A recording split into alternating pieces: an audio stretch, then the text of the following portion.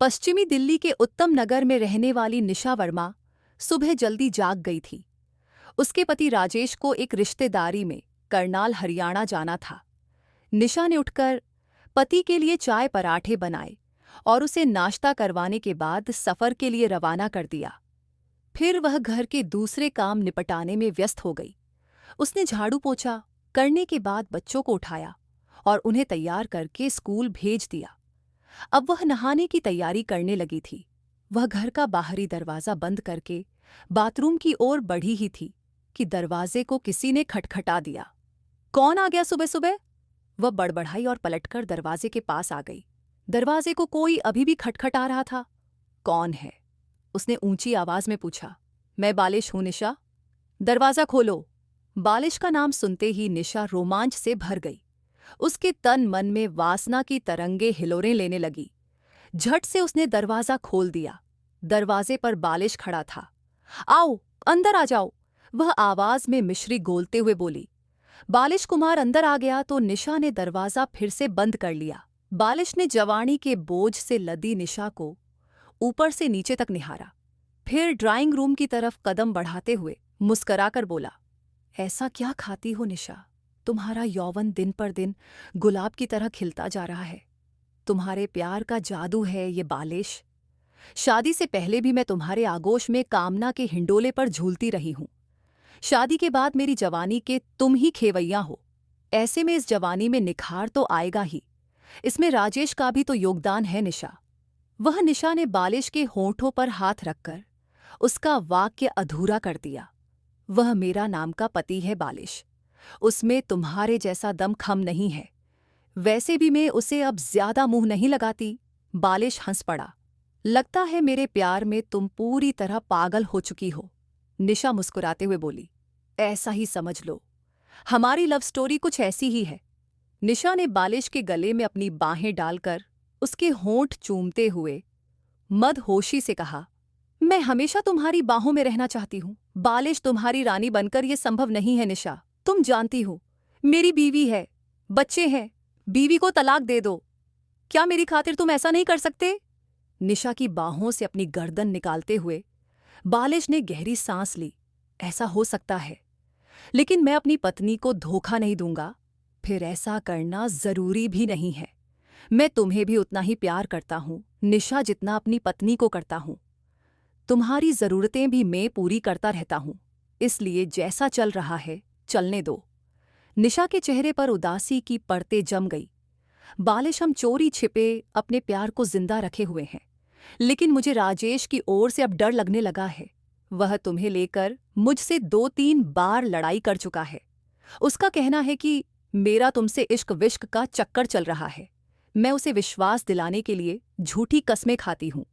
उसको यकीन दिलाती हूं कि तुम मेरे भाई जैसे हो। तुम ही बताओ, ऐसा लुका छिपी का प्यार कब तक चलेगा? किसी दिन राजेश ने हमें रंगे हाथ पकड़ लिया तो वह मेरी चमड़ी उधेड़ देगा। उसने तुम पर हाथ उठाया तो मैं उसके हाथ तोड़ डालूंगा। मैं ये भूल जाऊंगा कि दूर के रिश्ते में वह मेरा साला लगता है। बालिश आवेश में बोला, ऐसा ना हो, मैं यही चाहती हूं। तुम मुझसे मिलने आया करो तो सावधानी बरता करो और आने से पहले मुझे फोन कर लिया करो, ठीक है? बालिश ने सिर हिलाया। अब बैठ पर चलो। बहुत दिनों से तुम्हें अपनी आगोश में लेकर भरपूर प्यार नहीं किया है। निशा ने कातिल अंगड़ाई ली और राजेश के गले में अपनी बाहें डाल दी। बालिश ने निशा को अपनी गोद में उठा लिया और पलंग की ओर बढ़ गया। 20 अप्रैल 2004 को सुबह 6:25 पर कंट्रोल रूम द्वारा दिल्ली के थाना बवाना को वायरलेस से सूचना मिली कि प्रहलादपुर बांगर गांव के सामने सर्वोदय बाल विद्यालय के पास एक व्यक्ति की लाश पड़ी हुई है, जाकर देखें। थाना बवाना के तत्कालीन एसएचओ राम अवतार मीना उस वक्त थाने में मौजूद थे। वह तुरंत एएसआई जय किशन और कुछ पुलिस कर्मियों के साथ घटनास्थल की ओर रवाना हो गए। मॉर्निंग वॉक पर निकले। कुछ लोग लाश देखकर रुक गए थे। पुलिस वैन जब घटनास्थल पर पहुंची तो वह लोग लाश से दूर हट गए। वह लाश किसी युवक की थी जिसकी शिनाख्त वहां मौजूद लोगों से नहीं हो सकी। उस व्यक्ति का पहचान होना जरूरी था। एसआई जय किशन ने वहां मौजूद लोगों से मृतक की शिनाख्त करवाने की कोशिश की, लेकिन उन्हें कामयाबी नहीं मिली। सर, लगता है कि इस लाश को यहाँ पर कहीं और से लाकर फेंका गया है। इसे यहाँ कोई नहीं पहचानता है, एसआई जय किशन ने एसएचओ मीना से कहा। एसएचओ ने आसपास नजरें दौड़ाई। वहां उन्हें कोई सीसीटीवी कैमरा भी नजर नहीं आया। कुछ सोचकर उन्होंने मृतक की कमीज पर लगे टेलर के लेबल को चेक किया।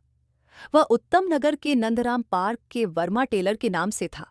उन्होंने वह पता डायरी में नोट करने के बाद लाश का पंचनामा बनाया और लाश पोस्टमार्टम के लिए भिजवा दी। पुलिस उत्तम नगर में स्थित वर्मा टेलर की दुकान पर पहुंच गई। जयकिशन ने मृतक की फोटो टेलर को दिखाई गई तो उसने तुरंत बता दिया, यह तो राजेश वर्मा है, इसे खुशीराम के नाम से भी बुलाते हैं। अपनी बीवी बच्चों के साथ यह आरजेडे 113 नंबर मकान में नंदराम पार्क में रहता है। एसआई जयकिशन कांस्टेबल मनदीप के साथ टेलर वर्मा द्वारा बताए पते पर पहुंचे तो घर के अंदर राजेश वर्मा की पत्नी निशा वर्मा मिली। दरवाजे पर पुलिस को देखकर वह घबरा गई। एसआई जयकिशन ने उसे राजेश की फोटो दिखाते हुए पूछा, ये तुम्हारे पति हैं? हाँ, निशा ने सिर हिलाया। ये कल दोपहर को घर से ये कहकर गए थे कि बाइक ठीक करा रहा हूं। कल से ये घर नहीं लौटे हैं, अब नहीं लौटेंगे इनकी। हमें बवाना थाना क्षेत्र में डेड बॉडी मिली है, कांस्टेबल मनदीप ने गंभीर स्वर में बताया। सुनते ही निशा दहाड़े मारकर रोने लगी। थोड़ी देर पति के लिए विलाप कर लेने के बाद उसने सुबकते हुए पूछा, मेरे पति की मौत कैसे हो गई? वह तो घर से अच्छे भले गए थे, उनकी किसी ने हत्या की है? ऐसा ही, जयकिशन ने कहा। तुम्हारे पति की किसी से दुश्मनी थी क्या? जी, 2 साल पहले 2002 में उनके भाई सुरेश वर्मा की किसी ने हत्या कर दी थी। सुरेश की पत्नी सज्जन देवी पति की मौत के बाद हमारे साथ रही, फिर अपने मायके चली गई। अब भी कुछ दिन पहले सज्जन देवी के भाई यहां आकर सज्जन देवी का संपत्ति में हिस्सा मांगने लगे। तब मेरे पति ने उन्हें 4 लाख रुपए दे दिए थे, लेकिन वह इससे संतुष्ट नहीं थे। उन्होंने धमकी दी थी कि संपत्ति में बराबर का हिस्सा उनकी बहन सज्जन देवी को नहीं दिया तो परिणाम भयंकर होंगे। मुझे शक है मेरे पति की हत्या सज्जन देवी के भाइयों ने ही की है। उनका नाम और पता हमें नोट करवाओ, एसआई जयकिशन ने कहा। निशा वर्मा ने सज्जन देवी के दोनों भाइयों के नाम और पते एसआई जयकिशन को नोट करवा दिए। पोस्टमार्टम होने के बाद तुम्हारे पति राजेश की डेड बॉडी तुम्हें अंतिम संस्कार करने के लिए सौंप दी जाएगी। तुम कल बवाना थाने में आ जाना, कांस्टेबल मनदीप ने कहा। आ जाऊंगी साहब, निशा अपने आंसू पोंछते हुए भर्राए गले से बोली। एसआई जयकिशन कांस्टेबल मनदीप के साथ थाने के लिए लौट गए। राजेश वर्मा उर्फ खुशीराम की हत्या में सज्जन देवी के भाई संजय सतीश का हाथ है। ये बात हरियाणा के सलाना गांव जाकर पुलिस द्वारा तफ्तीश करने पर गलत साबित हुई। गांव के कई जिम्मेदार लोगों से संपर्क करने पर पुलिस को यह मालूम हुआ कि सज्जन देवी और उसके भाई 1 महीने से गांव में ही हैं। वह दिल्ली नहीं गए हैं। उनका राजेश की हत्या में हाथ नहीं हो सकता। पुलिस को सज्जन देवी ने एक चौंकाने वाली बात बताई। साहब, निशा मक्कार औरत है। उसका अपने नंदोई बालेश कुमार के साथ चक्कर चल रहा है। ये बात मेरे जेठ राजेश को भी मालूम थी। उनका बालेश को लेकर कई बार निशा से झगड़ा भी हुआ था। एसआई जयकिशन के लिए ये जानकारी अहम थी। वह दिल्ली लौटे तो उन्होंने 2 पुलिस वाले भेजकर निशा को बवाना थाने में बुलवा लिया। निशा को अपने सामने बिठाकर एसआई जयकिशन ने बगैर कोई भूमिका बांधे सवाल दाग दिया। राजेश की हत्या तुम्हारे इशारे पर हुई है निशा। हमें यह बात तुम्हारे प्रेमी बालेश कुमार ने बता दी है। झूठ है साहब, निशा बौखलाकर बोली। भला मैं अपने पति की हत्या क्यों करवाऊंगी? वह तो मेरे सुहाग थे। अगर पति को सुहाग मानती थी तो बालेश से तुमने अवैध संबंध क्यों बना रखे थे? निशा वर्मा ने सिर झुका लिया, धीरे से बोली, बालेश से मेरा प्रेम संबंध शादी से पहले करा है। राजेश से शादी के बाद मैंने बालेश से संबंध खत्म करने की कोशिश की, लेकिन बालेश ने ऐसा नहीं होने दिया। मैं इसके लिए दोषी ठहराई जा सकती हूं, किंतु मैंने बालेश के द्वारा अपने पति की हत्या नहीं करवाई है। मैं अपने बच्चों की कसम खाती हूं। मुझे नहीं मालूम मेरे पति की हत्या किसने की है। तुम्हारा पति 20 तारीख की दोपहर में घर से गया था। क्या उसके देर तक न लौटने पर तुमने फोन करके मालूम किया था कि वह कहाँ है? मैं पूरा दिन अपने पति का इंतजार करती रही थी। परेशान होकर मैंने रात को 8 बजे उन्हें फोन मिलाया तो सुंदरलाल ने उठाया। वह नशे में लग रहा था। उसने कहा था कि राजेश मेरे साथ है। ये सुंदर कौन है? साई जैक्शन ने पूछा। बालिश का भाई है साहब। साई जैक्शन की आंखों में तीखी चमक उभरी। सुंदर कहाँ रहता है? वह विकास विहार, मानस कुंज रोड, उत्तम नगर में ही रहता है। उसका मकान नंबर क्यू। साथ है एसआई जैकिशन ने कांस्टेबल मनदीप के साथ 2 कांस्टेबल उत्तम नगर सुंदरलाल को बुलाने के लिए रवाना कर दिए। शाम तक वह सुंदरलाल को उसके घर से पकड़कर थाने में ले आए। सुंदरलाल इतनी साल का हृष्टपुष्ट युवक था। उसका चेहरा सामान्य था। किसी प्रकार की घबराहट चेहरे पर नजर नहीं आ रही थी। एसएचओ राम अवतार मीना भी वहां आ गए थे। उनके सामने सुंदरलाल से पूछताछ शुरू हुई। एसआई जय किशन ने उसके चेहरे पर नजरें जमाकर पूछा, तुम कल रात को अपने साले राजेश के साथ थे। तुम घर पहुंच गए, लेकिन राजेश अभी तक अपने घर नहीं पहुंचा है। बताओ राजेश कहाँ है? मैंने तो उसे 7 बजे ही घर के लिए भेज दिया था। साहब वे घर क्यों नहीं पहुंचा? मैं क्या जानूं? एसआई जैकिशन ने खींचकर एक करारा थप्पड़ उसके गाल पर रसीद कर दिया। झूठ बोलता है। रात 8 बजे तो तूने निशा का फोन रिसीव किया था और उसको बताया था कि राजेश तेरे साथ है। नहीं साहब, मुझे निशा का कोई फोन नहीं आया था। एसआई जैकिशन ने पास में खड़े कांस्टेबल मनदीप को इशारा करते हुए कहा, ये बगैर डंडे खाए सच नहीं बोलेगा। टार्चर रूम में ले जाकर इसकी खातिरदारी करो। मनदीप ने सुंदरलाल को कॉलर से पकड़ा तो वह घबराकर बोला, मुझे टार्चर रूम में मत ले जाए। मैं सब कुछ बताता हूं। बताओ कल रात को राजेश उर्फ खुशीराम तुम्हारे साथ था या नहीं? एसआई जैकिशन ने पूछा था। साहब, मैंने और राजेश ने कल सुरेंद्र शर्मा के यहां जनकपुरी में शराब की पार्टी की थी। फिर हम तीनों मेरी मारुति वैन में बैठकर पीरागढ़ी की ओर आ गए थे। यहां एक ठेके से मैंने शराब की बोतल और जनरल स्टोर से नमकीन खरीदी। राजेश नशे में होने के बावजूद अभी और पीने के मूड में था, इसलिए घर नहीं जाना चाहता था। मेरा कई बार उससे झगड़ा हुआ था। आज उससे हिसाब किताब करने का सही मौका मिल गया था। मैंने अपने भाई बालिश कुमार को फोन करके कहा कि पीरागढ़ी आ जाओ, राजेश मेरे साथ है, उसे निपटा देते हैं। बालिश ने हामी भर दी। ये बात सुरेंद्र शर्मा ने सुनी तो वह बहाना बनाकर वैन से उतर गया और अपने घर चला गया। सुंदरलाल ने रुककर सांसें दुरुस्त की, फिर आगे बताने लगा, मेरा बड़ा भाई बालिश पीरागढ़ी आ गया तो मैं वैन को चलाकर शाहबाद डेयरी की ओर ले आया। रास्ते में फल वालों की रेहड़ी के पास से नायलोन की रस्सी मैंने मांग ली थी। शाहबाद डेयरी में खड़े ट्रकों की आड़ में मैंने वैन रोक दी और 3 पैक बनाए। मैंने राजेश के गिलास में ज्यादा शराब डाली ताकि वह नशे में और बेसुध हो जाए। 2 पैक पीते ही राजेश पर गहरा नशा चढ़ा तो वह बालिश को अपनी बीवी निशा के साथ अवैध संबंध होने का आरोप लगाकर गालियां देने लगा। बालिश से यह सहन नहीं हुआ तो उसने राजेश के चेहरे पर 3-4 घूंसे जड़ दिए। इससे राजेश अदृढ़ बेहोशी में चला गया। मैंने बालिश को राजेश के पैर पकड़ने का इशारा किया तो उसने राजेश के पैर दबोच लिए। मैंने नायलोन की रस्सी राजेश वर्मा के गले में डालकर पूरी ताकत से कस दी। राजेश का शरीर फड़फड़ाया, फिर शांत हो गया।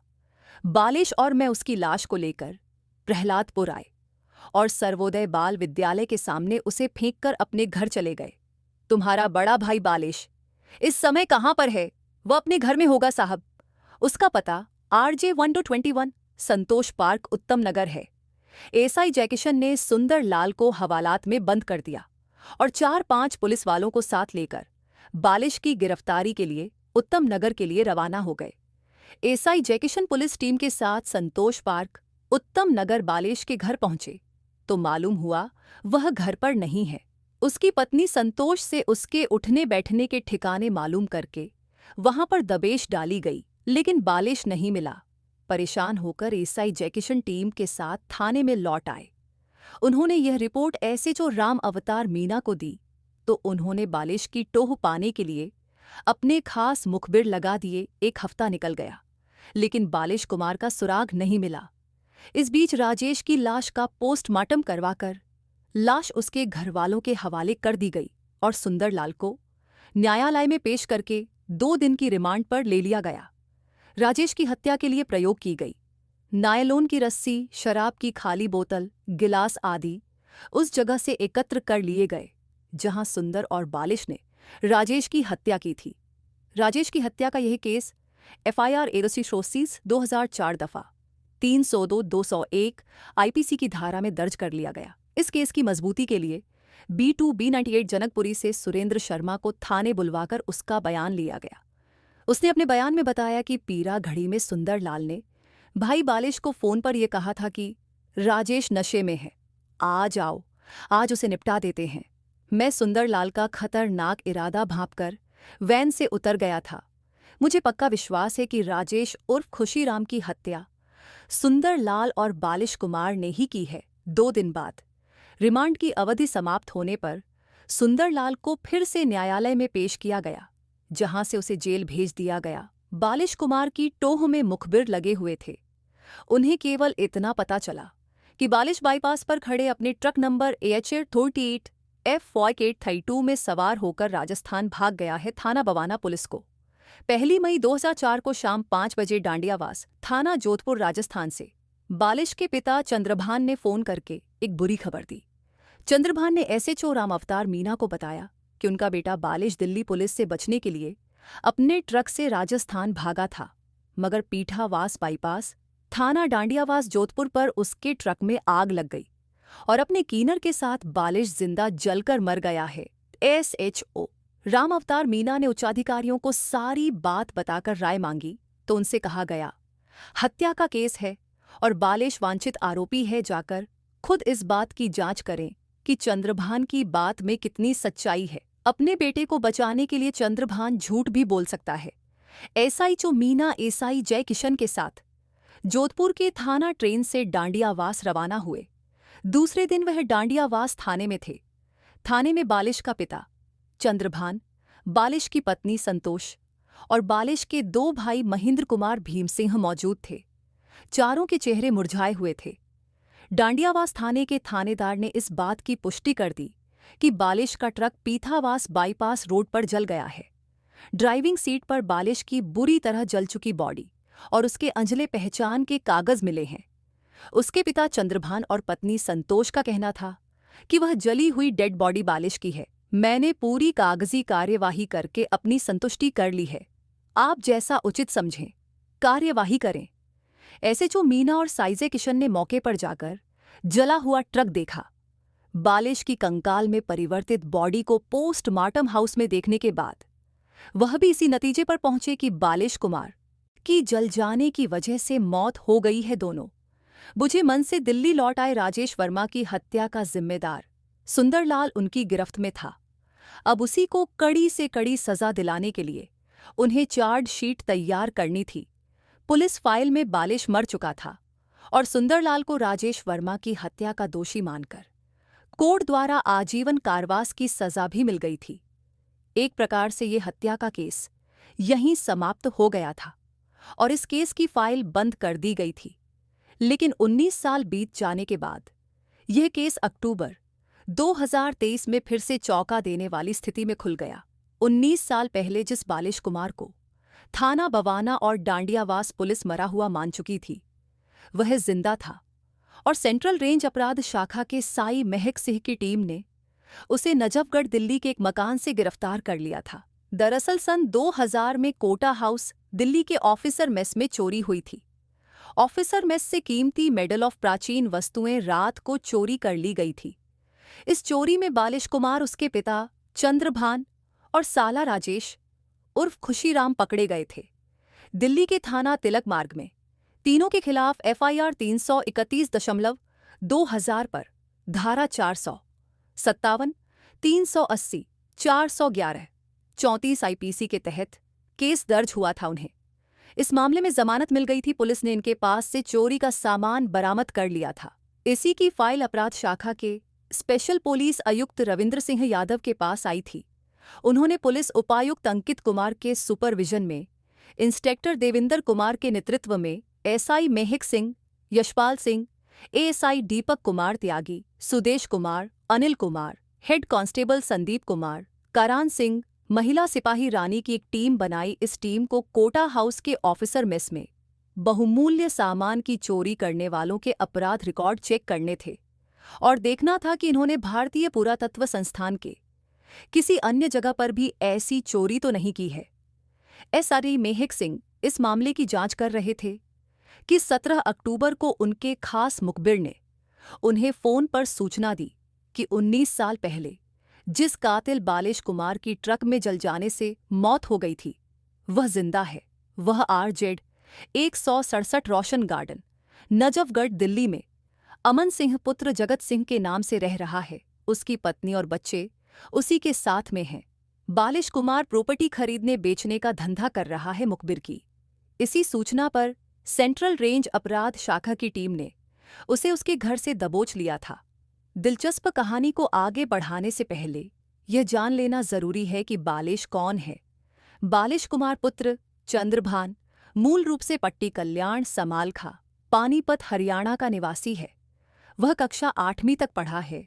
1981 में नौसेना में स्टीवर्ड मैस सहायक के रूप में भर्ती हुआ और 1996 तक सेवा में रहा। सेवानिवृत्ति के बाद बालिश कुमार अपने परिवार के साथ दिल्ली में संतोष पार्क, उत्तम नगर में रहने लगा और प्रॉपर्टी का काम करने लगा। सन 2000 में इसने अपने पिता चंद्रभान और साले राजेश के साथ कोटा हाउस तिलक मार्ग में चोरी की। तीनों पकड़े गए। चोरी का सामान इनके पास से बरामद हो गया। जमानत पर आने के बाद 2003 में बालिश ने अपने भाई महेंद्र के नाम से एक ट्रक HHAR 38F48 4082-132 फाइनेंस करवाया, जिसे वह खुद चलाने लगा। बालिश की पत्नी संतोष सुंदर और गृहकार्य में निपुण थी। फिर भी बालिश दूर के रिश्ते में साला लगने वाले राजेश उर्फ खुशीराम की पत्नी निशा के साथ अवैध संबंध बनाकर निशा पर अपनी कमाई लुटाता रहता था। राजेश इस बात से चिढ़ता था। वह बालिश से खुन्नस रखता था। शायद मौका मिलने पर वह बालिश की हत्या कर देता, लेकिन दाव उल्टा पड़ गया। 20 अप्रैल 2004 को बालिश ने अपने भाई सुंदरलाल के साथ मिलकर राजेश की हत्या कर दी। सुंदरलाल पकड़ा गया। बालिश फरार हो गया। जब वह फरार हुआ था तो 52 साल का था। अब वह 63 साल का हो चुका है। उसे अपराध शाखा के ऑफिस में लाया गया। सूचना पाकर स्पेशल पुलिस आयुक्त रविंद्र सिंह यादव और DCP अंकित सिंह वहां पहुंच गए। उनके सामने बालिश कुमार से पूछताछ की गई। तुम राजेश उर्फ खुशीराम की हत्या करके राजस्थान भाग गए थे। जिस ट्रक को तुम चला रहे थे उसमें आग लग गई थी और तुम जिंदा जल गए थे। हमें बताओ वह क्या नाटक था? एएसआई महक सिंह ने सामने बैठे बालिश से प्रश्न किया। ट्रक लेकर मैं जब भागा था तब मैंने एक फुल प्रूफ योजना अपने दिमाग में बिठा ली थी। मैंने बाईपास से 2 मजदूरों को काम देने का वायदा करके अपने ट्रक में बिठा लिया था। वेद बाईपास के एक शराब के ठेके से मैंने 2 बोतल शराब खरीद ली थी। मैंने ट्रक में मुकेश और मनोज को शराब पिलाई। दोनों जब ज्यादा शराब पीने से नशे में लुढ़क गए तो मैंने मुकेश को, जो मेरी कद काठी का था, उसे अपने कपड़े पहना दिए और ट्रक की ड्राइविंग सीट पर बिठा दिया। मैंने दिल्ली से ही पेप्सी लेबल के खाली गत्ते ट्रक में भर लिए थे। उन पर पेट्रोल डालकर मैंने ट्रक में आग लगा दी। मेरी ID और अन्य कागजात सामने के हिस्से में थे।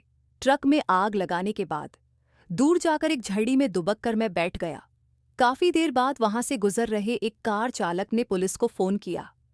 जब फायर ब्रिगेड और पुलिस वहां आई तब तक ट्रक आग से काफी हद तक जल गया था। मैं अब निश्चिंत था। मैंने घर पर फोन करके अपने पिता और पत्नी को अपनी योजना बता दी। डांडियावास थाने की पुलिस द्वारा छानबीन करने के बाद मेरे पिता चंद्रभान को थाने में बुलाया गया तो मेरी पत्नी संतोष और भाई बिशन महेंद्र सेस भीम सिंह भी उनके साथ डांडियावास थाने में आ गए। उन्हें ट्रक में जले 2 मानव कंकाल दिखाए गए तो एक की पहचान उन्होंने मेरे रूप में कर दी। अपनी मौत का नाटक तुमने इसलिए रचा था कि राजेश के कत्ल के इल्जाम से बच सको। क्या मैं ठीक कह रहा हूं? इंस्पेक्टर देवेंद्र कुमार ने पूछा। बालिश मुस्कुराया। बेशक यही कारण था साहब। मैंने अपनी मौत हो जाने का नाटक करके अपनी पत्नी को लाभ पहुंचाया था। वो कैसे? मेरी पत्नी और पिता ने डांडियावास से मेरी मौत का प्रमाण पत्र हासिल कर लिया था। मेरी पत्नी ने मेरा बीमा पॉलिसी की 6.5 लाख रुपए की राशि, ट्रक इंश्योरेंस का 4 लाख रुपए हासिल कर लिया और मेरी पेंशन भी अपने नाम करवा लियो। सभी को इस खुलासे से हैरानी हुई। अपराध शाखा के पुलिस आयुक्त रविंद्र कुमार यादव ने बालिश को घूरा, तुम अपनी पत्नी के साथ मौत का नाटक करने के बाद कब से रह रहे हो साहब? मौत का नाटक करने के बाद मैं 2-3 महीने इधर उधर रहा। पत्नी ने सारे रुपए हासिल कर लिए तो मैंने नजफगढ़ में प्लॉट ले लिया और अमन सिंह पुत्र जगत सिंह के नाम से बीवी बच्चों के साथ रहने लगा। मैंने अपने आधार कार्ड, पैन कार्ड, पहचान पत्र आदि अमन सिंह के नाम से बनवा लिए ताकि सभी मुझे अमन सिंह ही समझे। मैं इत्मीनान से प्रॉपर्टी का धंधा करने लगा। वक्त गुजरता गया। मैं निश्चिंत था कि अब पकड़ा नहीं जाऊंगा। हमने पकड़ लिया। इंस्पेक्टर देवेंद्र कुमार मुस्कुराकर बोले, अब तुम जिंदगी भर जेल में सड़ोगे। बालिश कुमार ने सिर झुका लिया। उसके खिलाफ एफआईआर 232/2023 दर्ज करके आईपीसी की धारा 419 से 420 तक, 467 से 468 तक, 471 से 474 तक 120 बी लगाकर उसे कोर्ट में पेश किया गया। कोर्ट ने उसे जेल भेज दिया। अपराध शाखा सेंट्रल रेंज ने यह केस बवाना थाने के वर्तमान एसएचओ राकेश कुमार को सौंप दिया। उन्होंने बालिश कुमार की पत्नी संतोष को पकड़ने के लिए नजफगढ़ वाले घर पर रेड डाली, लेकिन संतोष पति के पकड़े जाते ही भूमिगत हो गई थी। डांडियावास थाना जोधपुर ने यह मामला सीआरपीसी की धारा 174 के तहत 2004 में दर्ज किया था। कोई आपराधिक केस नहीं बनाया था। उसे यह सूचित कर दिया गया कि ट्रक में मरने वाला बालिश कुमार नहीं, उसका मजदूर मुकेश था। दूसरी लाश मनोज की थी। बालिश ने 2 हत्याएं उनके थाना क्षेत्र में की थी। उस पर कार्यवाही की जाए। बालिश कुमार जेल में था। पुलिस उसकी पत्नी संतोष की तलाश कर रही थी, जो कथा लिखने तक फरार थी।